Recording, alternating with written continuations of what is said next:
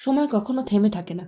দিন যায়, রাত আসে, ঋতু বদলায়, আর সেই সঙ্গে বদলে যায় মানুষও। দেখতে দেখতে পেরিয়ে গেছে তিনটে বছর। নিয়ন সাহেব গত হয়েছেন 2 বছর আগে। পূর্ণির আর একটা আশ্রয়স্থল। আহ অপরদিকে নিজের ছেলের শোকে আরশাদ সাহেবও প্যারালাইজড হয়ে বিছানায় শয্যা নিয়েছেন। পূর্ণির জীবনও বদলে গেছে। শুধু বদল নাই, এক বিস্ময়কর রূপান্তর ঘটেছে তার মাঝে। 3 বছর আগে যে পূর্ণি ছিল ভীতু, নরমা, লাজুক, আজ সে দৃঢ়, আত্মপ্রত্যয়ী নারী। জীবনের কঠিন বাস্তবতা, বেদনা, অভিজ্ঞতার শিখায় ধীরে ধীরে গড়ে উঠেছে তার তার নতুন সত্তা। এক শক্তিশালী, অনর, আত্মসম্মান বোধে উজ্জ্বল নারী। একের পর এক মানুষজনদের হারিয়ে আজ সে পাথর প্রায়, যার মনের তল পাওয়া মুশকিল। নিয়ান সাহেবের গত হওয়ার পরে আকাশ সাহেবের ছোট স্ট্রোক হয়। যদিও সিরিয়াস কিছু না, তাও তিনি এত বড় ফ্যামিলি বিজনেস সামলাতে হিমশিম খেয়ে ওঠেন। শেষে পূর্ণিকে তিনি এই দায়িত্বে আসতে বলেন। পূর্ণি প্রথমে রাজি না হলেও শেষে এই কঠিন সময়ে হাত গুটিয়ে বসে থাকা তার পক্ষে অসম্ভব হয়ে দাঁড়ায়। এক প্রকার অনিচ্ছা সত্ত্বেও ভাঙাচোরা নিজেকে নিয়ে সে প্রবেশ করে এই কর্পোরেট ওয়ার্ল্ডে। তারপর তাকে আর ফিরে তাকাতে হয়নি। সে একসময় বিজনেসের জানত না, আজ সেই পূর্ণি বিজনেস ওয়ার্ল্ডে এক পরিচিত নাম। তার চাচার সঙ্গে কাঁধে কাঁধ মিলিয়ে সে আজ ব্যবসার সাম্রাজ্য সামলাচ্ছে। প্রতিটি সিদ্ধান্তে, প্রতিটি পদক্ষেপে যেন জলজল করছে তার দৃঢ় মনোবল। একসময় ঘর কোনো সাদাসিধে মেয়েটি আজ কর্পোরেট দুনিয়ার বিজনেস আইকন। কনফারেন্স রুমের আলো আধারিতে যখন সে বসে, তার চোখে থাকে কঠিন আত্মবিশ্বাসের দীপ্তি। প্রতিদ্বন্দ্বীরা তার চোখে চোখ রাখতে ভয় পায়, কারণ সেখানে কোনো সংশয়ের স্থান নেই, নেই কোনো দুর্বলতা। যে পূর্ণিকে একসময় সবাই দুর্বলভাবে অবহেলা করেছিল, সেই পূর্ণি আজ নিজেই এক শক্তিশালী নাম। এত কিছুর পরেও তার দেহে যেন প্রাণ নেই, মন নেই, হাসি তো মুখে দেখাই যায় না। নরম আচরণও খুব কমই দেখা যায় তার মাঝে। কেউ বোঝে না সে কষ্টে আছে কিনা, কিংবা আদৌ কিছু অনুভব করে কিনা। তার নীরবতা এখন এক রহস্য। অফিসের কলকলানি থেমে গেল মুহূর্তে। যে যার জায়গায় আঠা লাগিয়ে বসে পড়ল, যেন বোমা পড়লেও এখন কাউকে নিজেদের জায়গা থেকে নড়াতে পারবে না। 2 ইঞ্চি স্টাইলিশ হিলের ধ্বনি জোরালো হতে থাকলো। একসময় তাই সে দাঁড়ালো ওয়ার্ক প্লেস এরিয়ায়। গায়ে তার ফ্যাশনেবল লং ড্রেস, চুলগুলো কোমর ছুঁই ছুঁই, মুখমণ্ডল কঠিন, কোমল মিষ্টি মেয়ে লেশ মাত্র নেই মুখে। তীক্ষ্ণ চোখে একবার চারিপাশ পরখ করে সোজা হেঁটেই যাচ্ছে। গুড মর্নিং ম্যাম ভেসে আসলো চারিপাশ দিয়ে, কিন্তু তার মধ্যে প্রতিউত্তরের কোনো প্রতিহা দেখা গেল না।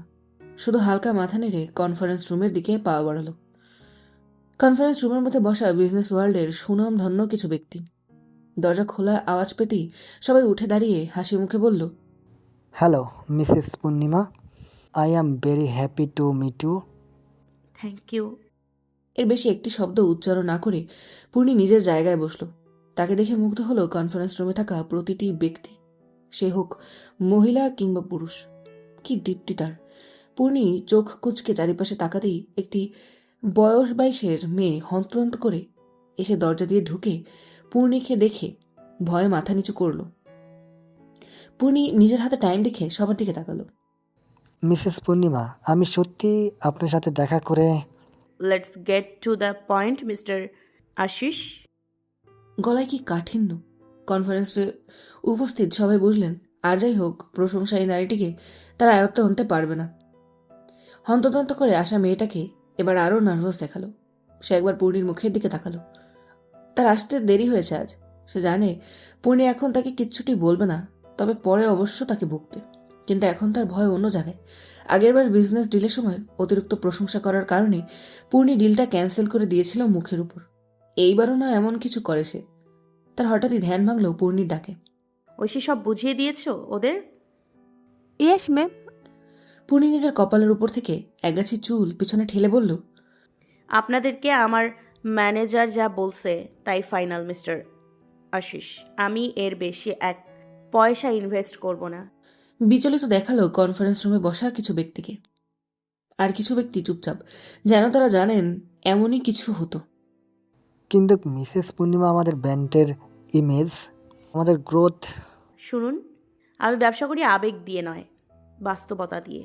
আপনারা আমার দরকারে আসেননি, আপনাদের দরকারই এসছেন। তাই শর্ত আমার হবে, আপনাদের নয়। পুরো রুমে নীরবতা এলো। ডিলার একবার মুখ খুলতে গিয়েও থেমে গেল। পূর্ণির চোখের দৃষ্টি এমনই কিছু যা কারো ভেতরে সমস্ত আত্মবিশ্বাস ঘুরিয়ে দিতে পারে। শেষমেশ দীর্ঘ নিঃশ্বাস ফেলে সে কাগজে সই করল। পূর্ণি চুপচাপ কাগজটা টেনে নিল, ঠান্ডা স্বরে বলল, সঠিক সঠিক সিদ্ধান্ত নিলেন। মনে রাখবেন, সময় নষ্ট করলে আমি দ্বিতীয়বার সুযোগ দিই না। ডিলার চেয়ার ছেড়ে উঠে দাঁড়ালো। তার মুখের লাইনগুলো আরো কঠিন হয়ে গেছে।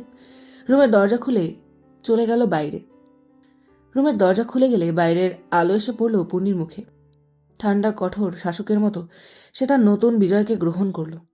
মিস ঐশী, আমি কি জানতে পারি আপনার লেট আজ ঠিক কী কারণে হলো? ঐশী ভীত চেহারায় পূর্ণির দিকে তাকিয়ে মাথা নিচু করে ফেলল। সে পড়াশোনার পাশাপাশি আর্থিক সমস্যার জন্য জয়েন করেছে এখানে। মূলত পূর্ণি তাকেই বেছে নিয়েছিল 100 জনের মধ্যে। এর জন্য তার কাছে ভীষণভাবে কৃতজ্ঞ সে। পূর্ণিকে সে গত 2 বছর ধরে দেখে আসছে। মানুষটা বড্ড গম্ভীর, অথচ মনটা এত নরম, সেটা শুধু ঐশী টের পায়। সে এতটাই জড়িয়ে পড়েছে এই মানুষটার সাথে যে তাকে আদর্শ নারীর উপাধি কাউকে দিতে বললে সে নির্দ্বিধায় পূর্ণিকে দেবে। এখন তো তার বকাবকিও সয়ে গেছে। তার বকা খেলেও যেন আলাদা ভালো লাগা কাজ করে তার মধ্যে। আমি কিছু জিজ্ঞেস করলাম ঐশী? আসলে ম্যাম, রেহানা ডার্ক চকলেটের জন্য বায়না করছিল, তাই এনে দিতে লেট হয়ে গেল। পূর্ণির মুখ এবার শীতল হয়ে গেল। ঐশী মুখ তুলে চাইল। সে জানে সে আর বকা খাবে না। এই শক্ত কঠিন মানুষটার একটাই তো দুর্বলতা, তার 2.5 বছরের ছেলে রেহেনাব। পূর্ণি সামনের ফাইলটা বন্ধ করে বলল, গাড়ি বের করো, আমি বাড়ি যাব। বলেই উঠে গেল সে। কালো গাড়িটি শেখ বাড়ির কাছে আসতেই ছোট্ট ছোট্ট পায়ে ছুটে এলো একজন। সারা মুখে তার চকলেট মাখা। পূর্ণি গাড়ি থেকে নামতেই তাকে দেখে খিলখিলিয়ে হেসে ছুটে এলো তার দিকে। পূর্ণির মুখে এতক্ষণে হাসি ফুটল, একদম স্বচ্ছ নির্মল হাসি। হাত বাড়িয়ে কোলে তুলে নিলেও তার একমাত্র কলিজার টুকরো রেহেনাবকে। ঐশীর মুখে হাসি ফুটে উঠল। একদৃষ্টে চেয়ে থাকলেও পূর্ণির হাসি মুখের দিকে। আচ্ছা, ম্যাম হাসে না কেন? তার হাসি এত সুন্দর, ঐশ্বর তো সারাদিন তাকিয়ে থাকতে ইচ্ছে হয়। অথচ পূর্ণি হাসে না। সে হাসে একমাত্র সে যখন রেহেনাবের কাছে থাকে। তখন তার মধ্যে না থাকে কাঠিন্য, না গম্ভীরতা। রেহেবারের কাছে সে আদরে, পরম স্নেহময়ী, কোমল, সাদা সিধে একজন মা, যার গলার স্বরে কোথাও নেই গাম্ভীর্যতা। রিহু সোনা, আজ নাকি আপনি ঐশী আপুকে অনেক জ্বালিয়েছেন। রেহেনাব নিজের মাথা নেড়ে হেসে বলল, আমি ভালো মাম্মাম, ঐশী আপু আমার বেশি জ্বালিয়েছে। ঐশী চোখ বড় বড় করে বলল, কি দুষ্টু! আমি তোমায় সকালে চকলেট এনে দিলাম, আর আমি তোমায় জ্বালাচ্ছি? রেহেনাব নিজের ছোট্ট ছোট্ট দাঁত বের করে হেসে বলল। হ্যাঁ, পচা উচিত। পূর্ণি খিলখিল করে হেসে উঠল ছেলের কথায়। ছোট্ট গালে জোরে একটা চুমু খেয়ে বলল, আপনি সত্যি ভীষণ দুষ্টু হয়ে যাচ্ছেন রিহু। আজ থেকে খাওয়ার আগে চকলেট বন্ধ। না না, আর দুধ আমি করবো না, সত্যি মাম্মা। মাম্মা, বলেই রেহেনাব নিজের ছোট্ট ছোট্ট হাত দিয়ে পূর্ণির গলা জড়িয়ে ধরল। পূর্ণি তা দেখে হেসে বলল, আগে স্নান করবেন, চলুন। সারা গায়ে চকলেট মেখেছেন, পরে শুনেছি আপনার আবদার। বলেই পূর্ণি রেহেনাবকে নিয়ে নিজের রুমে চলে গেল। পাপা কবে আসবে মাম্মা? পূর্ণি রেহেনাবের খেলনা গোছাচ্ছিল। হাত থেমে গেল সেখানেই। চোখ ঘুরিয়ে দেখল রেহেবার একটা শার্ট গায়ে জড়িয়ে তার ফটো নিয়ে ঘুরিয়ে ফিরিয়ে দেখছে। পূর্ণির বুকটা ধক করে উঠল। কি জবাব দেবে সে এখন? সারাদিন যতই কঠিন কোনো কিছু আসে যায় না, মুখোশ পরে ঘুরে বেড়াক, তার মন তার পাথর না। রেহেনাব এখন পিছন থেকে কোনো সুঠম ব্যক্তিকে দেখলে পাপা পাপা বলে এগিয়ে যায়, কিন্তু তার মুখ দেখে যখন বোঝে এটা তার পাপা না, মুখের সাথে মিলছে না, তখন সে ভীষণ হতাশ হয়। পূর্ণির বুকে মুখ গুজে শুয়ে থাকে। পূর্ণি বোঝে সে তার পাপাকে দেখতে চায়। সে রাতটাও পূর্ণির চোখের জলেই কাটে। ও মাম্মা, বলো না। পাপা তো এখন কাজে রিহু, আসার সময় অনেক গিফট নিয়ে আসবে, তো তাই লেট হচ্ছে। বলতে বলতে হাসি মুখে ঢুকে মায়া বেগম রেনাবকে কোলে তুলে নিলেন। পূর্ণি চোখ দিয়ে জল গড়িয়ে পড়ল অনবরত। কাঁপা কাঁপা গলায় বলল, কেন মিথ্যে সান্ত্বনা দিচ্ছ চাচি? তুমিও জানো, আমিও জানি সেই মানুষটা বিশ্বাসঘাতকতা করেছে আমাদের সাথে। আর ফিরে আসবে না বলে একা ফেলে চলে গেছে। মায়া বেগম করুণ চোখে তাকিয়ে বললেন, পূর্ণি, তোর মন বলে সে বিশ্বাসঘাতক। পূর্ণি উত্তর দিল না, চোখ মুছে বলল, রিহুকে ঘুম পাড়িয়ে দাও চাচি, আমি একটু পরে আসছি। বলেই পুনি ছুটে পাশের রুমে ঢুকে দরজা বন্ধ করে দিল। সারাদিন কঠিন গোমরামুখ একরোখা মেয়েটা রাতে হয়ে ওঠে 3 বছর আগের সেই নরম মানুষটা, যার সামান্য আঘাত লাগলেও কেঁদে ভাসাতো। আচ্ছা, মানুষটা কি সত্যি আর ফিরবে না? তাকে এত বড় ধোকা দিল সে, কেন দিল? সে তো জানে সে ছাড়া পূর্ণি নিঃস্ব। এই যে পূর্ণি বেঁচে আছে, একে কি আদৌ বেঁচে থাকা বলে? পূর্ণি টেবিল থেকে টেনে একটা ডায়েরি বার করলো। এর আগে এরকম আরো 2টো ডায়েরি শেষ করেছে সে গত 2 বছরে, আর 2টো ডায়েরিতেই রেহেবারের নামে হাজার হাজার অভিযোগ লেখা। আজও তাই করলো, পেন নিয়ে কাঁপা কাঁপা হাতে লিখতে শুরু করলো। কেমন আছো? আচ্ছা, আপনারও দিন কি আমার মতো এমন নিঃসঙ্গতার কাটে? আপনারও কি ইচ্ছে করে আমার কাছে ছুটে চলে আসতে? কি দারুণ নির্মমতায় রেখে গেলেন আপনি আমায়, সেটা আপনি কি বোঝেন? আপনার সেই হাসি খুশি পূর্ণি আর আগের মতো হাসি খুশি থাকতে পারে না। কিভাবে থাকবে বলেন? আপনি যে নেই তার কাছে। কাল সাজার অনেক চেষ্টা করলাম জানেন, কিন্তু পারলাম কই? তুমি যে তোমার সাথে আমার সকাল্লাদও নিয়ে গেছো, চোখের কাজল, ঠোঁটের লিপস্টিক, কিসে মিশে নেই আপনি? আপনাকে ছাড়া তাই যে এদেরও অস্তিত্ব নেই আমার জীবনে। এখন আর কেউ হুটহাট করে এসে জাপটে ধরে না। স্নান করে আসার পর মুগ্ধ চোখে চেয়ে রয় না। রাতে আচমকা ঘুম ভেঙে গেলে কেউ আর বুকে জড়িয়ে নেয় না। এখন ঘন্টার পর ঘন্টা কাজ করলেও কেউ ধমকে দেয় না।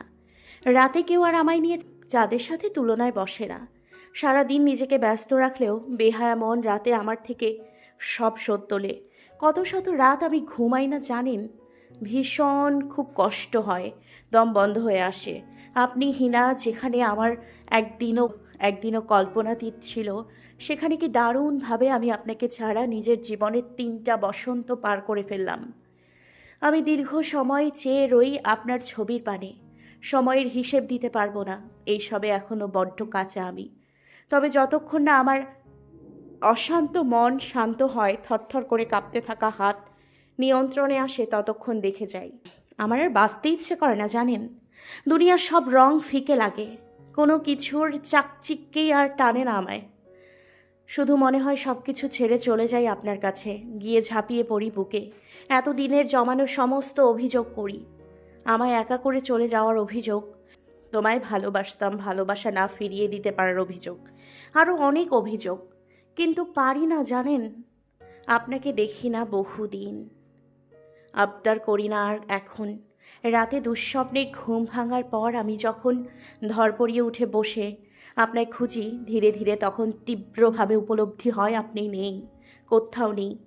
না আমার চুলের ঘ্রাণে, না আমার প্রিয় ফুলে, না কবিতার সুখময় লাইনে, না আমার করা মিষ্টি ভুলে। বিশ্বাস করুন, ঠিক সেই সময় আমার দম আটকে আসে, বুকটা হাহাকার করে ওঠে, চোখের জল বিদ্রোহ ঘোষণা করে। আমি একাকিত্ব অনুভব করি নির্মমভাবে। ঘুমের ঔষধ আর কাজ দেয় না জানেন। তারাও জেনে গেছে আপনি বিনা তাদেরও ঠাঁই নেই এই 2 চোখে। বড্ড নিষ্ঠুর আপনি। আপনার অভিমানিনীর অভিমান দেখেও এখন আপনি চুপ থাকেন।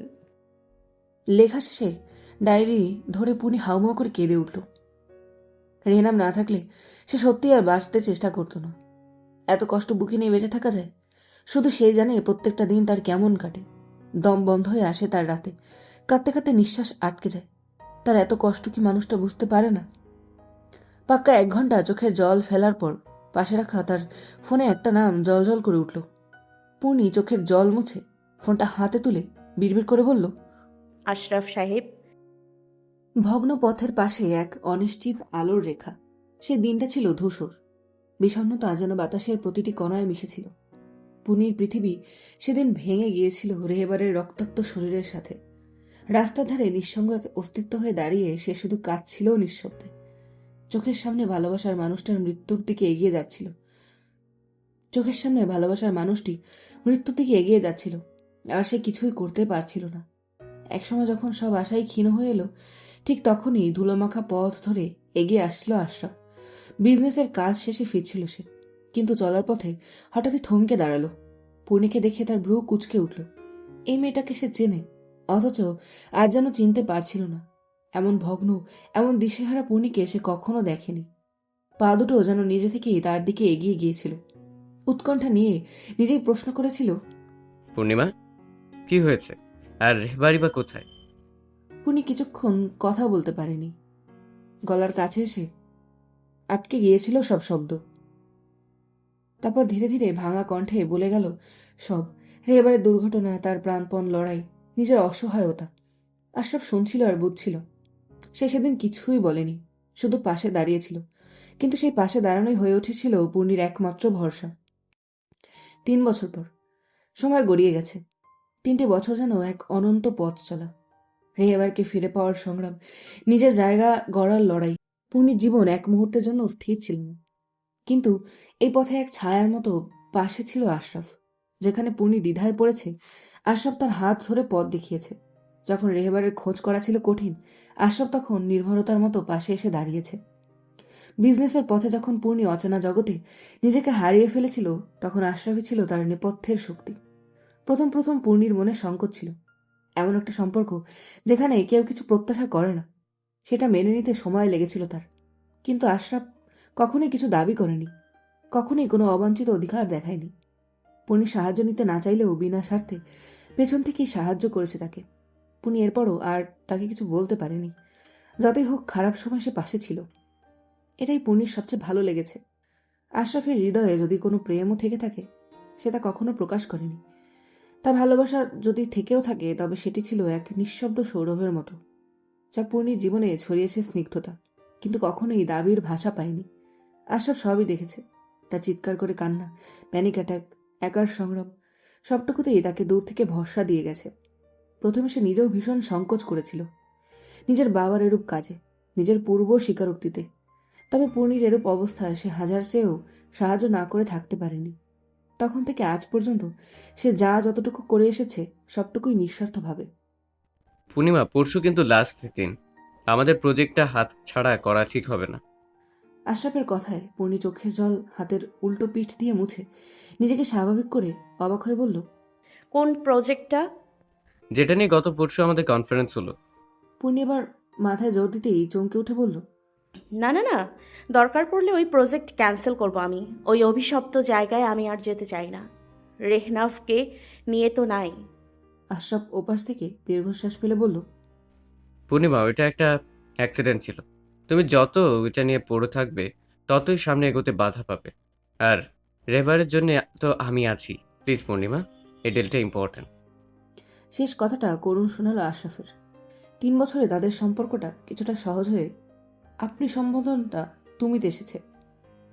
তবে পূর্ণি কিছুতেই এই তুমি সম্বোধনে কমফোর্টেবল হয়নি, তাই সে আপনিই বলে। আশরাফের কথা শুনে পূর্ণি কিছুক্ষণ ভাবল। ডিলটা তার অতটাও ইম্পর্টেন্ট না হলেও আশরাফের কোম্পানির জন্য ভীষণ ইম্পর্টেন্ট। যেহেতু এই প্রজেক্টে দুজনেরই কন্ট্রিবিউশন আছে, আর সে যদি এখন বেঁকে বসে, তবে লস হবে আশরাফের কোম্পানির। আর সে যদি এখন বেঁকে বসে, আশরাফের কোম্পানি লস খাবে। কিন্তু সেই বা কী করবে? যে জায়গার কথা আশরাফ বলেছে, সেই জায়গায় পূর্ণি নিজের প্রাণ পুরুষকে চিরতরে হারিয়েছে। ওই জায়গায় আবার কিভাবে যাবে সে? তার যে ভয় হয়, নিজেকে নিয়ে না হলেও রেহেনাবকে নিয়ে। আবার এতদিন যে মানুষটা তার জন্য এত করেছে, সেই মানুষটা আজ প্রথম তার কাছ থেকে কিছু চাইছে, তাও নিজের অত্যন্ত দরকারে। পূর্ণি মাথার কাজ করলো না কয়েক মিনিট, তারপর হঠাৎ করে বলল, ওকে, তবে কাল যাব। পরশু ডিল ফাইনাল হলেই বেরিয়ে পড়ব। আমি ওই জায়গায় থাকতে চাইছি বেশিক্ষণ না। আশরাফ ফোনের ওপাশ থেকে উচ্ছ্বাসিত কণ্ঠে বলল। থ্যাংক ইউ পূর্ণিমা। পূর্ণি মলিন এসে বলল, কাল দুপুরে বেরোচ্ছি আমরা। ওখানে গিয়ে দেখা হবে। ওকে ওকে। বলেই আশরাফ কল রাখল। পূর্ণি দীর্ঘশ্বাস ছেড়ে উঠে ডায়েরিটা ওয়ার্ড্রোপে রেখে ওয়াশরুমে গিয়ে চোখে মুখে পানি ছিটিয়ে এলো। হুট করে যদি রেহেনাব তার চোখে পানি দেখে, তাহলে নিজেও কেঁদে ফেলবে। নিজের মাম্মার চোখে পানি সে একটু সহ্য করতে পারে না। পূর্ণি সবসময় সাবধান থাকে, নিজে যতই কষ্ট থাকুক, রেহেনাবের সামনে এসে চোখের এক ফোঁটা পানি বের করে না। পূর্ণি রুমের দরজা খুলে বেরিয়ে বাসের রুমে যেতেই দেখল রেহেনাব বিছানার মাঝে দাঁড়িয়ে, মাথায় একটা খেলনা কিংস ক্রাউন পরে, হাতে খেলনা তলোয়ার নিয়ে আশমিনের দিকে তাক করে বলছে, আজ আমায় সালাম করো, আমি এখানকার সম্রাট। আসমানি ভীতু ভীতু মুখ করে সালাম করতেই রেনাব গর্বের সহিত ছোট ছোট দাঁত বের করে হাসল। তারপর তলোয়ারটা ভারী দেখে নিচে রেখে বলল, এবার 1000 বছরের সেবা করো অতু। বলেই নিজের ছোট্ট ছোট্ট দুটো হাত আসমানের কোলে তুলে দিল। আসমানি হাত টিপে দিতেই পূর্ণি পেছন থেকে ডেকে উঠল। রিহু, রেহনাব চমকে উঠে আসমানের হাত সরিয়ে তার কোলের মধ্যে ঢুকে বসে ধীরে বলল। হ্যাঁ মাম্মা, আমরা খেলছিলাম। পূর্ণি এগিয়ে রেহনাবকে কোলে নিয়ে বলল। এটা কি খেলা? আর ঘুমাওনি কেন? আসমানি হেসে বলল। থাক আপু, বকো না।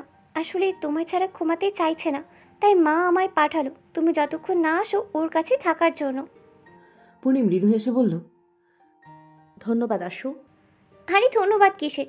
রিহু তো আমার কলিজা, তাই না? বলেই আসমানি রেহনাবের গালে জোরে দুটো চুমু দিল। রেহনাব ফুঁসে উঠে বলল। পচা তু খালি হামি দেয়। রেহনাবের কথা শুনে আসমানি আর পূর্ণি দুজনেই হেসে ফেলল।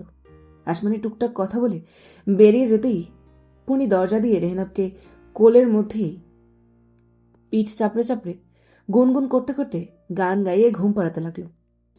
মাম্মা, একটা গল্প শোনাও না আজ না রিহু সোনা, অন্য একদিন। Please mamma, please. একটু একটু ওই গল্পটা, কোনটা? ওই যে রাজারানীকে অনেক ভালোবাসতো। পূর্ণি থমকালো কিছু মুহূর্ত, লম্বা শ্বাস টেনে বলল। শুনতেই হবে? হুম। বলেই রেহনাব মাথা জাগাতেই পূর্ণি করুণ চোখে তার দিকে তাকিয়ে বলল। আচ্ছা, তার আগে ভালো করে বলো দেখি। রা, আ, যা, আর, আ আর রা, আ নি ই। রেহনাব বিজ্ঞের মতো মাথা নেড়ে বলল। রাজা আর রানী। Very good. বলেই পূর্ণি খুশি হয়ে রেহনাবের গালে দুটো চুমু দিতেই রেহনাবও পূর্ণির গলা জড়িয়ে তাকে গালে দুটো চুমু দিল। পূর্ণি হেসে ফেলল এবার। তারপর আবার রেহনাবকে বুকে জড়িয়ে বলা শুরু করলো। এক রাজ্যের এক কোণে ছিল এক রাজকন্যা, কিন্তু সে আর 5 জন রাজকন্যার মতো সুখী ছিল না। কেউ তাকে সত্যিকারের ভালোবাসত না। রাজপরিবারের লোকেরা তাকে অবহেলা করত। তার কান্না প্রাসাদের দেয়ালের বাইরেও পৌঁছত না।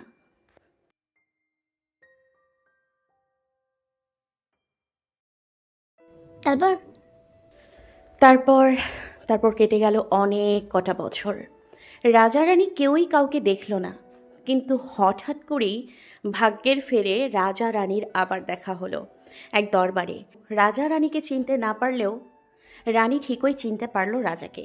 দৌড়ে পালিয়ে গেল রাজাকে। রাজাকে দেখে রানীর হৃদয়ের গভীরে লুকিয়ে রাখা ব্যথা, অভিমান আর একান্ত ভালোবাসা একসঙ্গে জেগে উঠল। কিন্তু সে তো জানে রাজা তাকে চেনেনি। চিনলেও হয়তো ফের প্রত্যাখ্যান করবে, কিন্তু পালাতে পারল কই? রাজা না চিনলেও রানীর মায়ার নিজেকে জড়িয়ে ফেলল, আবদ্ধ করে নিল নিজের মন কুঠিরে। তারপরে এই ঝড় আসলো তাদের জীবনে। রানী আগেরবার প্রত্যাখ্যানের বদলা হিসেবে এবার রাজাকে প্রত্যাখ্যান করলো, জানিয়ে দিল সব সত্য। কিন্তু এবার রানী দূরে যেতে চাইলেও রাজা দিল না। ছলে বলে কৌশলে তাকে নিজের করেই ছাড়ল। রানীকে তার প্রাপ্য সম্মান মর্যাদা ফিরিয়ে দিল, ভালোবাসার চাদরে মুড়িয়ে নিল। তারপরেও গেল কত ঝড় ঝাপটা গেল। রাজা রানীকে বুকের মধ্যে লুকিয়ে রাখল, যাতে কোনো আঁচ তার রানীর গায়ে না লাগে। ধীরে ধীরে করে একসময় রানীর মন অস্তিত্ব পুরোপুরি রাজার হয়ে গেল। এরপর হঠাৎই খবর এলো রাজা আর রানীর ছোট্ট রাজপুত্র আসার। রাজা তো মহা খুশি। সেই খুশিতে সারা রাজ্যে মিষ্টি বিতরণ করা হলো, উৎসব হলো। আর এরপর পূর্ণি থামল, চোখের কোণা ভিজে গেল তার। বুকটা আবারও জ্বলছে। বুকের কাছে তাকিয়ে দেখল রেহনাব ঘুমিয়ে গেছে। পূর্ণি মৃদু হেসে তার মাথায় হাত বুলালো। রেহনাব প্রত্যেকবার পুরো গল্পটা শোনার আগেই ঘুমিয়ে পড়ে। এত কঠিন কঠিন শব্দ সে বুঝতে না পারলেও বারবার যে কেন এই গল্পটাই সে শুনতে চায় কে জানে। আর এই গল্প পড়ার সময় পূর্ণি নিজেই নিজের মধ্যে থাকে না। তাকে কি বোঝাবে? পূর্ণি রেহনাবকে বিছানায় শুইয়ে দিতেই রেহনাব ছটফট করে উঠল। পূর্ণি আবার তাকে বুকের কাছে টেনে নিতে তবে শান্ত হলো। সে নিজেও চোখ বুঝল। পূর্ণি জানে কাল সকালে উঠেই রেহনাব গল্পের সবটুকু জানতে চাইবে। আর পূর্ণি প্রত্যেকবারের মতো এবারেও তাকে পরের বার বলবে বলে কাটিয়ে দেবে। বহু পরিচিত ভারী হাস্কি ভয়েসটা শুনে পূর্ণি চোখ মেলল। নিজের উপর ঝুঁকে থাকা পুরুষটাকে দেখে থমকালো। এই তো তার মানুষটা। মুখে কি সুন্দর লেগে আছে এক চিলতে হাসি। কে বলে সে আসবে না? এই যে এসেছে। পুনি হাত বাড়াতেই তার হাত বাঁধা পড়ল একটা পুরুষালী হাতে।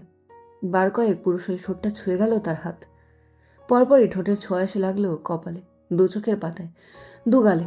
অবশেষে ঠোঁটে ছুঁয়ে যাওয়ার আগেই এক ঝাঁকিতে ঘুম ভেঙে গেল তার। সে আবার প্রতিদিনের মতো তাকে কল্পনা করছে। মাম্মা কি হলো? রেনাবের কথায় উঠে বসে হাবতে থাকা পূর্ণি চারিপাশে মাথা হাত ঘুরিয়ে খুঁজতে লাগলো। রেহবার, রেহবার। পাপা এনে কই মাম্মা? পাপা তো কাছ থেকে এখনো ফেরেনি। আসার সময় তোমার জন্য খেলনা নিয়ে আসবে, কেমন? তুমি কান্না করো না, তুমি কান্না করলে আমারও কান্না পায়। বলেই রেহেনাব উঠে কাঁদো কাঁদো মুখ করে কান্নারত পূর্ণিকে জড়িয়ে ধরল। পূর্ণিও কাঁদতে কাঁদতে পরম আবেশে জড়িয়ে ধরল নিজের একমাত্র বাঁচার সম্বলকে। মাথায় হাত বুলিয়ে বলল, আমি আর কাঁদিনি সোনা, দেখো তুমি আর মন খারাপ করো না, আজ আমরা এক জায়গায় ঘুরতে যাচ্ছি কিন্তু।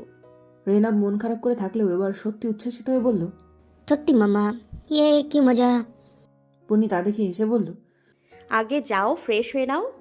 রেহেনাব এবার ভাবুক ভঙ্গিতে বলল, আচ্ছা মাম্মা, ওই কাপড়ের সেটা কি হয়েছিল? পূর্ণি বিছানা গোছাতে গোছাতে বলল, আবার পরের দিন যখন বলবো তখন শুনে নিও। এখন যাও, তাড়াতাড়ি ফ্রেশ হয়ে রেডি হয়ে নাও, নয়তো মাম্মা রিহু সোনাকে ছেড়ে একাই চলে যাবে। না না, আমি যাচ্ছি এখনই। বলেই রেহেনাব দৌড়ে ওয়াশরুমে ঢুকে গেল। পূর্ণি হেসে ফেলল তা দেখে। তারপর জেরি ওইটা নিয়ে ছুটছিল, টম ওর পিছন পিছন ছুটছিল। আর আর রিহু থামো এবার, আশরাফ আঙ্কেলকে ড্রাইভ করতে দাও। আর তো মাম্মা, আর তো বলি। আর একটুও না, জল খাও এখন, এত কথা কি করে বলো? আশরাফ হেসে ড্রাইভ করতে করতে বলল, ইটস ওকে পূর্ণিমা, আমি তো এনজয় করি আমার রিহু বাবার গল্প। তুমি জলকে কন্টিনিউ করো রিহু, আই এম ওয়েটিং। রেহেনাব ছোট ছোট দাঁত বের করে হেসে বলল। Thank you uncle. বলেই জল খেয়ে আবার তার রাজ্যের গল্প জুড়ে বসলো আশরাফের সাথে। পূর্ণি মাঝে মাঝে তার গল্পে হাসতে হাসতে বাইরে তাকাতেই বুকটা ধক করে উঠল। এই তো এই জায়গা, এই জায়গাতেই সে সর্বস্ব হারিয়েছিল। পূর্ণি নিজের অজান্তেই রেহেনাবকে নিজের বুকের মধ্যে জড়িয়ে ধরল। এসিতেও ঘামছে সে। হুট করে আওয়াজ হয়ে গাড়িটা থেমে যেতেই পূর্ণি আরও ভয় পেয়ে গেল। আশরাফ এপাশ ওপাশ দেখে বলল, রিল্যাক্স পূর্ণিমা, হয়তো গাড়ির টায়ার পাঞ্চার হয়েছে, একটু দাঁড়াও, আমি দেখছি আশপাশে কোনো মেকানিক পাই কিনা। বলেই আশরাফ নেমে গেল। পূর্ণি কী ভেবে রেহেনাবকে নিয়ে গাড়ি থেকে নেমে একটু দূরে সরে গিয়ে দাঁড়ালো। রেহেনাব মুগ্ধ হয়ে চারিপাশ দেখতে ব্যস্ত। পূর্ণির চোখের সামনে ভেসে উঠল সেই রাতের দৃশ্য, তার হাহাকার, সমস্ত বুকচোরা নিঃশ্বাস। এমন সময় ফোনের রিংয়ে তার ধ্যান ভাঙল। নেটওয়ার্কের সমস্যা এই জায়গা থেকে এখনও গেল না। পূর্ণি রেহেনাবের হাত চেপে ধরে কল লাগানোর ট্রাই করলো পাইচারি করে। কল লাগতেই পূর্ণি কোম্পানির সাথে কথা বলতে ব্যস্ত হয়ে পড়ল। তারা ওয়েট করছে পূর্ণিদের জন্য সেখানে। পাপা পাপা, ও মাম্মা দেখো না। পূর্ণি একভাবে কথা বলতে থাকলো। রেহেবারের মতো পিছন থেকে কাউকে দেখলেই এমন করে। এখন তো অভ্যেস হয়ে গেছে তার। শুধু বাচ্চা বলে কেউ কিছু মনে করে না, সবাই হেসে আদর করে দেয়। পূর্ণিও তাই এখন আর গা করে না এসবে। কথার মাঝে কখন যে রেহেনাব কৌশলে তার হাতটা ছাড়িয়ে নিল তা টের পেল না পূর্ণি। পাপা, জোরে আওয়াজটা কানে আসতেই পূর্ণি খেয়াল করলো হাতের দিকে। রেহেনাব নেই দেখে বুকটা ধক করে উঠল তার। কই গেল সে? এক্ষুনি তো এখানেই ছিল। রেহেনাবের কিছু হলে এবার সত্যিই বাঁচবে না পূর্ণি। তাড়াতাড়ি ফোন কেটে এদিক সেদিক তাকিয়ে চেঁচিয়ে উঠল, রিহু, কোথায় তুমি রিহু? বলে দৌড়ে এগোতেই আওয়াজ এলো, এই তো মাম্মা, এদিকে আমি। রেহেনাবের গলার আওয়াজে পূর্ণি পাগলের মতো দৌড়ে সেদিক যেতে লাগলো। রেহেনা বেশ কিছুটা দূরে একটা বড় পাথরের উপর দাঁড়িয়ে একা একা সে ওখানে উঠল কি করে? পাশ দিয়ে যে নদীর রাস্তা। পূর্ণির মাথা কাজ করল না। জোরে দৌড়ে যেতেই হোঁচট খেল। সামনে পাথর দেখে চোখ মুখ খিচে প্রস্তুতি নিল পাথরে মাথা ঠোকার। কিন্তু অদ্ভুতভাবে তার একটু ব্যথা লাগলো না। কিন্তু আশ্চর্য, একটু ব্যথা লাগলো না তার। কাঁপতে কাঁপতে শিহরিত দেহে পিটপিট করে চোখ খুলতেই প্রথমে নজর পড়ল কোমর পেঁচানো বলিষ্ঠ সেই হাতের দিকে। প্রশ্বাস ভারী হয়ে এলো পূর্ণির। এই স্পর্শ চোখ তুলে চাইতে গিয়েও যেন এক মুহূর্ত দ্বিধায় আটকে গেল সে। কিন্তু অবশেষে যখন দৃষ্টি তুলল তখনই থমকে গেল। সেই চোখ, সেই গভীর শান্ত অথচ প্রগাঢ় চোখ, মুখে কঠোরতার ছাপ। তবু কোথাও যেন এক অদ্ভুত টান, একই মুখ অবয়ব, একই শ্বাস, একই অস্তিত্ব। বলিষ্ঠ দেহের এই পুরুষটিকে তো সে চোখ বন্ধ করেও চিনতে পারে। সেই পুরুষ যার ছায়ায় সে সবচেয়ে সুরক্ষিত। যার বাহু ধরে সে কাটিয়ে দিতে চায় এক অনন্ত জীবন, যার বুকের রুমে হারিয়ে থেকেছে রাতের পর রাত। তাকে কি এভাবে ভোলা যায়? তবে তবে কি সত্যি সত্যি কি তার সামনে দাঁড়িয়ে থাকা পুরুষটি তার রেহেবার? নয়তো এ কি শুধুই তার কল্পনা, নাকি সত্যিই হলো শেষ থেকে সূচনা?